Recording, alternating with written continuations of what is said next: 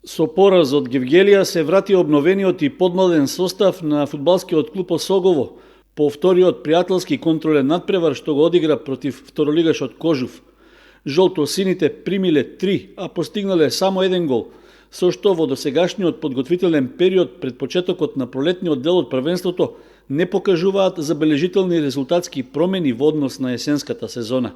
Ако се има предвид дека на првиот пријателски надпревар против Саса во Македонска Каменица одиграа нерешено 2:2, може да се заклучи дека е неопходно фудбалерите уште да работат за да ја добијат посакуваната форма, што може да даде надеж за подобар настап во продолжението на првенството во втората лига Исток. На надпреварот во Гевгелија домакините први дошле во водство во 32-та минута, а пред крајот на првото полувреме ја зголемиле предноста на 2:0. Во вториот дел Осогово го намалил резултатот во 65-та минута со погодокот на Паунов, но тоа било се што жолтосините направиле за да се спасат од пораз. Гевгеличани постигнале уште еден гол во 78-та минута, со што го поставиле конечниот резултат.